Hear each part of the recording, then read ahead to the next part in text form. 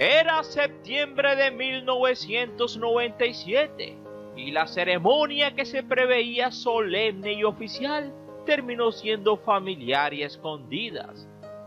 Mobutu Sese Seko Kuku fue llevado a su última morada el 12 de septiembre del 97 en la más absoluta discreción. Una comitiva compuesta por una ambulancia, varias limusinas de la familia y un par de coches de la policía. Fue todo el despliegue para la sepultura de quien fuera el jefe de Estado de Zaire o simplemente la República Democrática del Congo. Él fue quien reinó durante 32 años, sí, reinó como un rey, en la Catedral de Saint-Pierre, en Rabat, capital marroquí. No se ofició ninguna ceremonia religiosa en su honor, en contra de lo que se anunciaba. Perecería lejos de su natal Congo, de su natal Lisala, aquella ciudad donde nació y creció, jugando alrededor de las aguas del río Congo que atravesaba la ciudad de Lisala. A su despedida iría parte de sus 33 hijos. Quizás su último consuelo fue que su última morada quedase en suelo africano, así fuera en Marruecos. Mobutu, quien reinara en la República Democrática del Congo, un país estratégico en África y riquísimo en recursos naturales. Así que si bien la avidez de los intereses foráneos proporcionaron un saqueo mayúsculo de sus riquezas y generaron inmensos males, como las disputas y conflictos bélicos en tierra africana, conflictos que parecen no tener fin. Sin embargo, todo aquello llegaría a su fin cuando Mobutu llegó al poder, confiriendo una unidad al territorio y ofreciendo como grande, rico y anticomunista garante del orden. Pero el costo de eso sería una rapiña voraz de las arcas totales para su beneficio y el de sus colaboradores. El dictador zaireño controló en forma personal el 20% del patrimonio nacional, y en los años 90 su riqueza personal representó la deuda externa nacional, unos 5.000 millones de dólares. En Occidente le decían el estabilizador, como la garantía del orden frente a la corrupción y al caos. Este último simbolizado, a su entender, en las fuerzas nacionalistas. El 30 de junio del 60, el antiguo Congo belga obtuvo la independencia de una forma precipitada, lo que generó problemas como la secesión Katanga. Y es que él era más periodista que militar. Mobutu se mostraba como la mejor alternativa ante el caos y garantizaba impedir la presunta infiltración comunista. Pero lo peor aún estaba por llegar. Mobutu comenzó a desarrollar un culto de su personalidad bajo una altísima carga paternalista. Llegó a decir: soy el padre de la nación, pienso en todo el mundo, en todos mis hijos. Y no precisamente eran los 33 que tuvo. Lo primero que hizo fue eliminar la Constitución y desmantelar la maquinaria republicana preexistente. Para fines del 66 gobernaba prácticamente solo. Y en el 67 abolió el Parlamento e impuso una nueva Constitución. Aquel año marcó la llegada del régimen a un punto de equilibrio, que dentro de todo se mantuvo hasta 1990. Mobutu crearía el Movimiento Popular Revolución. Filosofía de su poder, el mobutismo, una abstracción del personalismo del régimen, al punto que con una censura muy fuerte, los medios oficiales no podían llamar a nadie por su nombre, sino solamente a Mobutu. Recibía el beneplácito de Charles de Gaulle, de Nixon y del rey belga Balduino. Así se infló su megalomanía. Empezó a creerse prácticamente una deidad pagana. Se creó una constitución con citas del mismo y rescató el emblema del leopardo.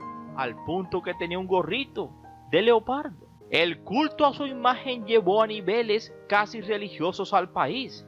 Fotos de él en cada despacho y oficina oficial, lugares públicos con su nombre, el borramiento de cualquiera que no fuera el nombre de él, infalibilidad de sus dichos, su perfil en los billetes, todo era él. Por eso cuando llegaría a caer, los diarios publicaron la lista de algunas de sus posesiones. Un castillo en Bélgica, donde además tenía 8 casas de campo, 25 mayordomos en una mansión en Suiza, otras casas en Portugal, España, Costa de Marfil, Corea del Sur y hasta Brasil. Sí, en Brasil.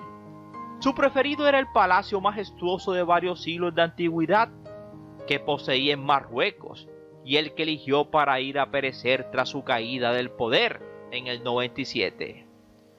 Irónicamente, que aunque tuviera 5.000 millones de dólares en su bolsillo en el 97, prácticamente no los disfrutó, porque precisamente llegaría a Rabat, capital de Marruecos, a su castillo, a perecer solo 3 meses después de haber sido depuesto de su natal Congo o Zaire. Así que si quieres saber más de Mobutu Sese Seko Kuku Negudu Wasabanga, te invito a que te sientes, a que te relajes y que disfrutes del siguiente video. Somos 007 Ernie Videos, tu mejor opción. Y gracias por preferirnos. Recuerda que cada día somos más y que tú eres nuestra estrella. Mis estrellas, y no se les olvide suscribirse, compartir y darle like. Mis estrellas.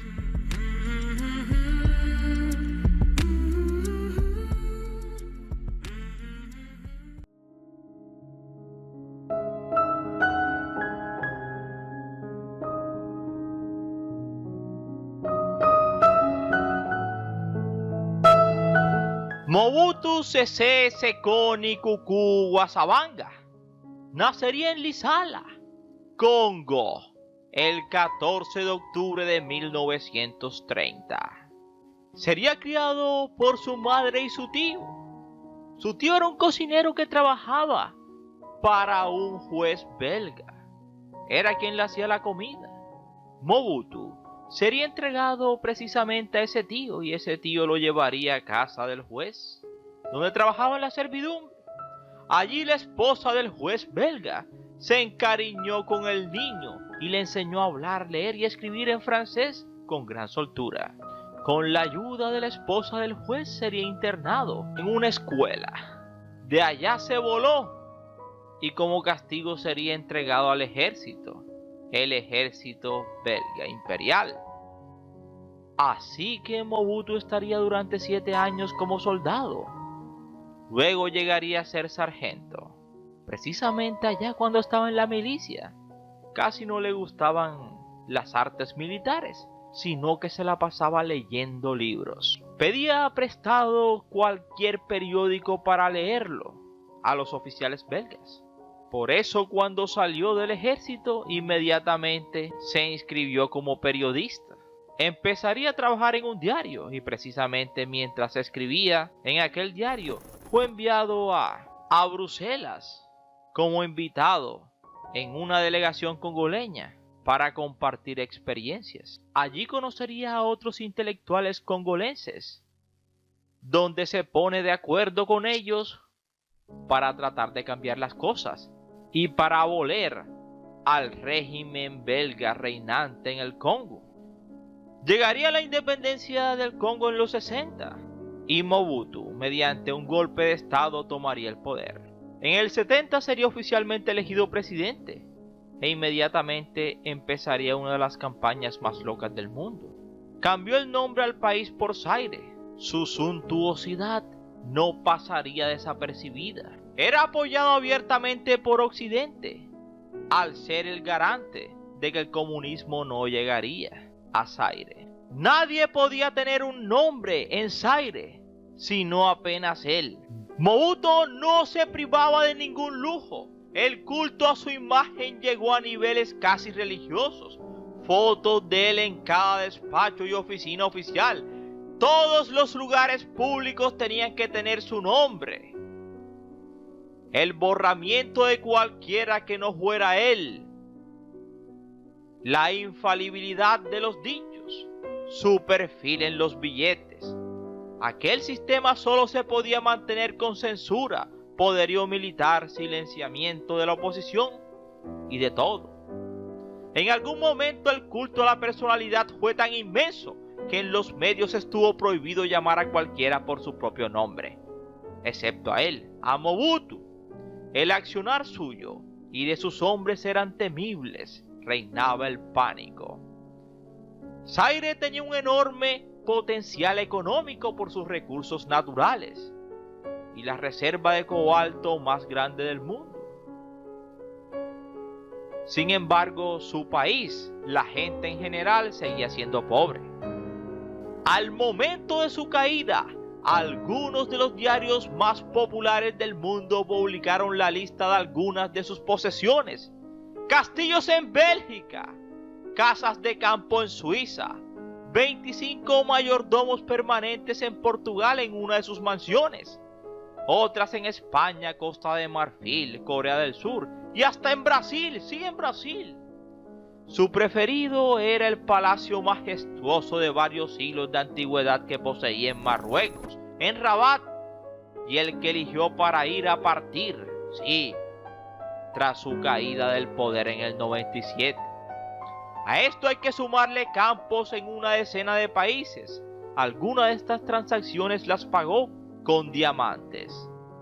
Sin embargo, una de las obsesiones de Mobutu era el prestigio exterior.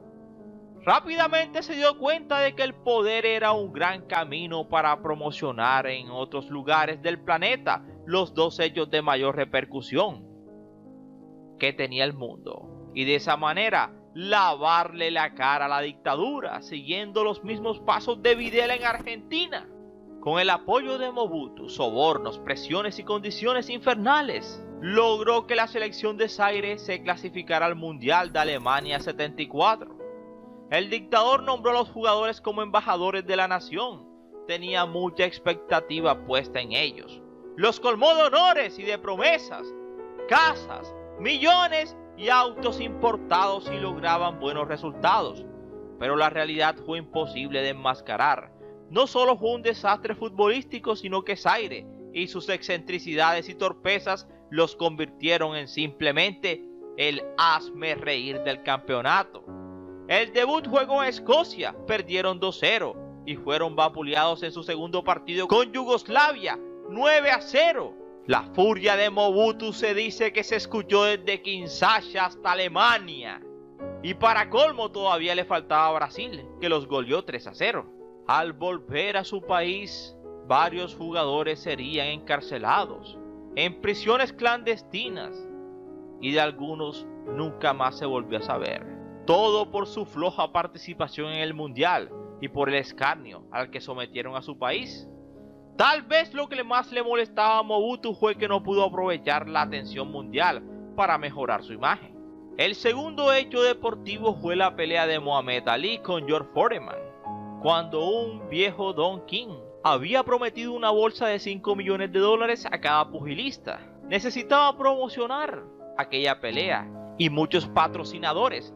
Allí saldría Mobutu, que no dudó ni en un segundo en construir un estadio. Y a nadie le importó que lo organizara un dictador. Todo eso quedó en el documental When We Were Kings.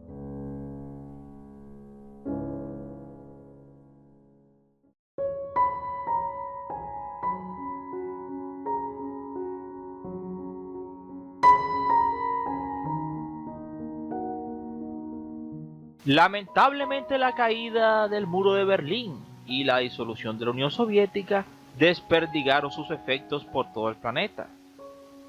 Con todo eso finiquitado, Mobutu ya no fue necesario para Occidente. Simplemente ya todo estaba controlado y punto. Por otro lado, décadas de corrupción habían agotado el país. No había dinero, la pobreza era galopante. No le pagaban a los trabajadores hospitalarios ni a los maestros. La inflación anual superaba los 3 dígitos. Nada funcionaba. Toda la riqueza natural no servía para nada. Mientras tanto, Mobutu lograba mantener el poder generado por el malestar, las necesidades y el cansancio. eran tan evidentes que los militares comenzaron a reunirse y organizarse para derrocarlo, hasta que en el 97 fuerzas rebeldes tomarían la ciudad donde estaba Mobutu. La caída ya inevitable se produjo en mayo del 97. Mobutu escaparía junto a toda su familia, 33 hijos. Se instaló en su palacio marroquí. No iba a pasar necesidades, eso sí, ni tampoco su familia. Se sabía que la de él era una de las más grandes fortunas del mundo, pero poco pudo disfrutarla. 3 meses después perecía, a causa de un cáncer en Rabat, la capital de Marruecos. Solo 3 meses después, no pudo disfrutar su fortuna que ascendía a $5.000 millones. Finalmente, perecía aquel tipo, aquel dictador africano, que por su opulencia dictatorial, su profundidad en la corrupción e inescrupuloso, pasaría a la historia como el más corrupto e inclemente de todos los personajes de ese elenco de dictadorzuelos que gobernaron a África. Y esperamos que te haya gustado este interesante video. No sin antes decirte gracias por preferirnos. Y recuerda que cada día somos más y que tú eres nuestra estrella, mis estrellas. Y no se les olvide suscribirse, compartir y darle like, mis estrellas.